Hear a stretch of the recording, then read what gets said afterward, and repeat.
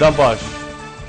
بڕیارە سبەهی 29 شەش لە چەند جهەکێن جودا جودا و بێ هەلکەفتا دەربازبوونا 40 ڕۆژان bi serwegerkirina navşêron Mistefa Rêxerê giştî bi zava Golan da çend merasîmek bihîne encam dan. Ev rojî dê kongerekê rojnamevanî da heva Lebobekir serokê Lijnaya da navşêron Mistefa hîrkatiyê nû bîrhatinê xistine berçava ragihand. Ev bîrhatine bê çendîn şêwazên cuda dê hête saxkirin. سبینێ وەکو یادی نەوشیروان مستەفا دەست دەکەین بە یادکردنەوەی ئەو ڕۆژە کە تەنیا سبینێ ئەبێ ئەو یادانەی کەینەوە لە دوو کاتی جیاوازە ئەبێ یادە ڕسمیەکەمان سەعات 6 ئێوارە 29 مانگ واتە سبینێ لە گردی زەرگەتە دەست پێکات هەمووان بەڕێزانە لە پێشوازی میوانە بەڕێزەکان هابن کە بە دڵنیاییەوە میوانمان نییە هەمویان خانە خوێن هەمویان خاوەنی ئەم شوێنن و خاوەنی ئەو پەیامانن و خاوەنی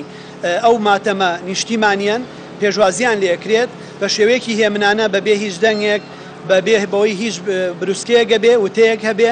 قسەکردنێک هەبێ خەڵک بەشداریەکە و هەموو کەس لێرەوە بانگێژەکرێ بۆ ئەوە کارتی ڕسمیمان بۆ هیچ کەسێک نییە چکە هەموو کەسێک بە خاوەنی ئەم یادە ئەزانین بە ڕێوڕۆشتن ئەچین تا سەر ئارامگای نەوشیروان مستەفا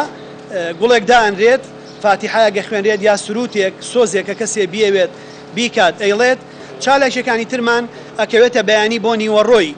سبینێ کە سەرەتای چالاکیەکانمان سەعات 8 بەیانی لە هەواری شار پارکی هەواری شار دەست پێکات بە هەڵمەتی نەمام ناشتن بە مەبەستی سەوزکردنی زیاتری کوردستان و لە هەر لەوێ هەڵمەتی سەوزکردنی بەرفراوانی هەڵمەتی نیشتیمانی بۆ سەوزکردنی کوردستان دەست پێکەین و سەرەتا لەوێ بە نەچاندنی سەدان نەمام دەست پێکەین لە سەعات دەی بەیانیە لە بلواری سەرەکی نێوان کەمپی زانکۆی سلێمانی نوێ لە قلیاسان لەگەڵ پەیکەری شەرڤانی کۆبانی لە چوارڕوانی قولەرەسی بە هاوهەمانگی لەگەڵ بەڕێوەبەرەتی باخچەکانی سلێمانی 73 دار ئەچێنرێت لەو بلوارەیە لە سەعات 11 سبینەیە لەسەر ئارامگەی نەوشیروان مستەفا سەدان باڵندە ئازاد دەکرێن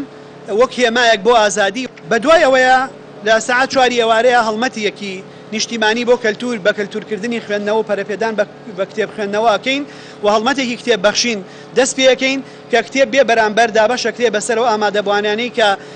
لەبەر هەر هۆیەک دەرفەتی کتێب خوێندنەوەیان نەبووە یا کڕینی کتێبیان نەبووە یا کتێب لەبەردەستیانە نەبووە کتێبیانە درێ بتێ بۆی مبادرەیەک بێ بۆ دەستپێکردنی کتێب